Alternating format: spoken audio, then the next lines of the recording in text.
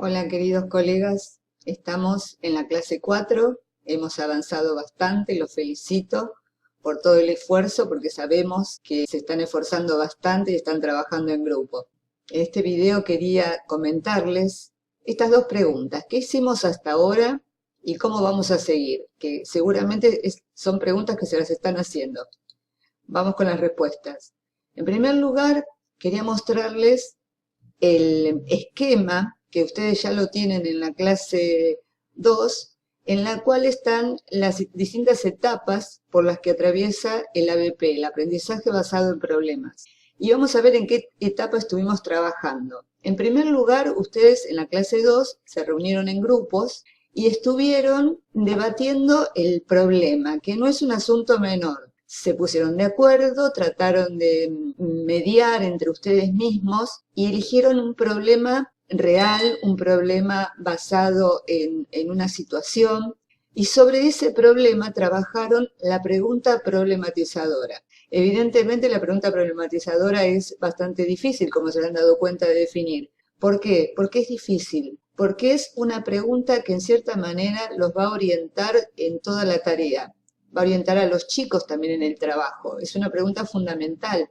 Es una pregunta que tiene peso porque tiene que sostener todo el aprendizaje basado en problemas, todo ese proceso. Si la pregunta es muy sencilla, que solamente lo pueden responder sin necesidad de investigar, se cae el proceso, directamente termina el trabajo que estamos haciendo con ellos. Si la pregunta es demasiado difícil, también en cierta manera no los motiva, los tiene que motivar a buscar la información, a buscar cuál es la respuesta a esa pregunta.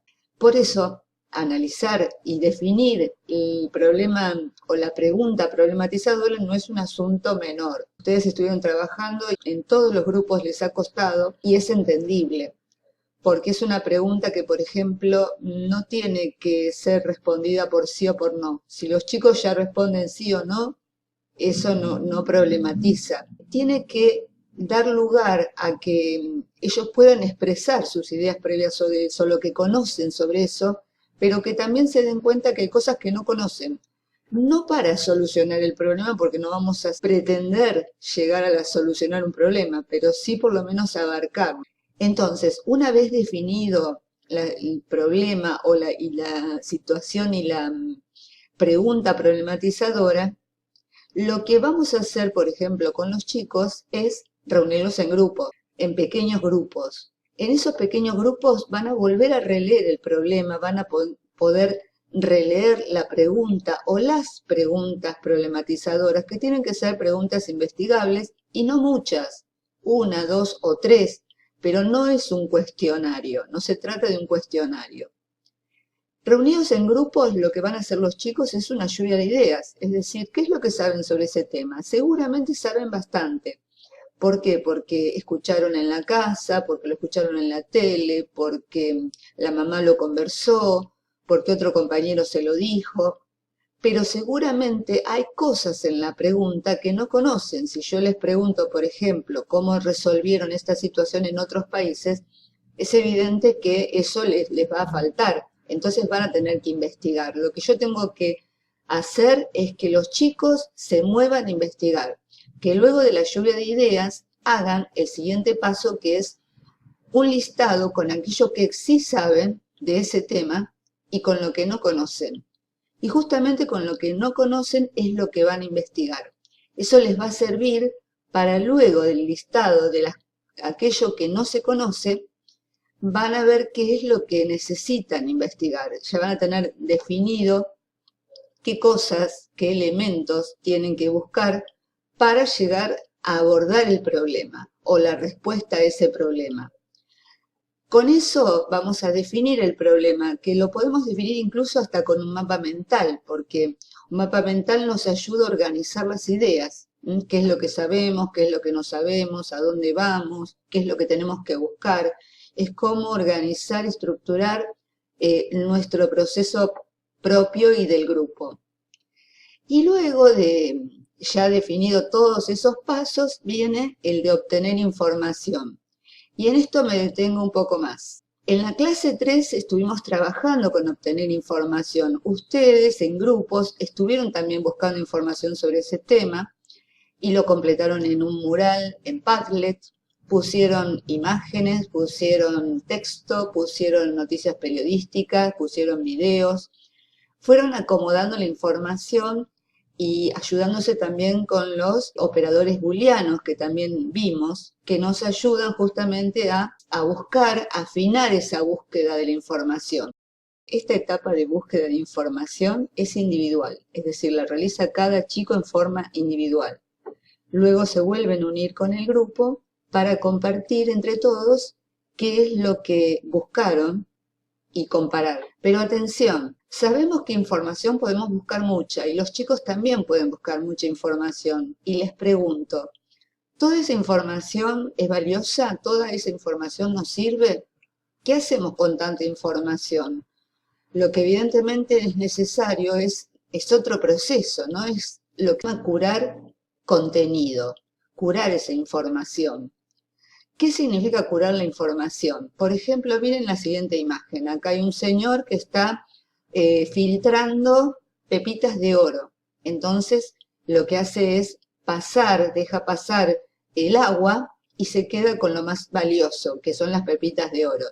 En este caso también nosotros tendríamos que hacer eso. Tendríamos que con los chicos tratar de buscar páginas que son confiables, que son fiables, que son valiosas, que son enriquecedoras, que llegan a definir el problema y dejar aquellas que por ahí no nos aporta tanta información o no nos aporta al problema que estamos trabajando o a la pregunta problematizadora que queremos. Acá hay una frase de Robert Bargava que dice buscar, agrupar y organizar y compartir el mejor y más relevante contenido de la red sobre un tema específico. Eso es curar contenidos. Y atención, tenemos también en esta clase 4 un esquema que nos dice que, por ejemplo, en la curación de contenidos, primero buscamos los contenidos, luego los filtramos, que lo podemos filtrar y también ofrecérselos a nuestros alumnos, porque es muy probable que ellos no sepan buscar aquellos contenidos que son valiosos. Es importante también ayudarlos a buscar, cómo darnos cuenta que una página es mejor que la otra, qué es lo que tengo que mirar. Les puedo ofrecer a través de marcadores sociales distintas páginas que yo ya previamente haya curado. Y luego, bueno, agruparlas en algún lugar. Por ejemplo, puede ser en un mural como Padlet. Y por último, compartir, porque la información siempre está hecha para ser compartida. En esta clase, hasta aquí hemos trabajado y vamos a llegar a curar contenidos.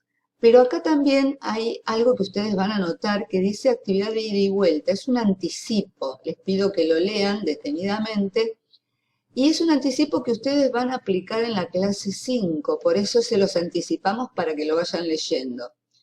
Sabemos que hay docentes que están en actividad, hay docentes que están trabajando en una institución o tienen oportunidad, por ahí no tienen alumnos, pero sí oportunidad de trabajar con algún otro docente que sí tenga a cargo alumnos. O ustedes puede ser que no tengan alumnos a cargo, que en este momento no estén trabajando. Bueno, hay opciones para todos, así que léanlos, fíjense qué opción ustedes van a elegir y cualquier duda, por supuesto, estamos acá presentes, tienen un foro, recuerden, un foro de consultas y tienen la mensajería del aula como para contactarnos. Hay una frase que dice que es necesario desarrollar las habilidades que le permitirán seguir aprendiendo en este mundo cargado con oportunidades para aprender. Dolores Rey. Los invito a explorar la clase 4. Seguimos trabajando en grupos. Esta vez también vamos a trabajar, va a haber un foro para que también puedan aportar en forma individual. Y por supuesto, los sigo acompañando. Nos leemos en el campus.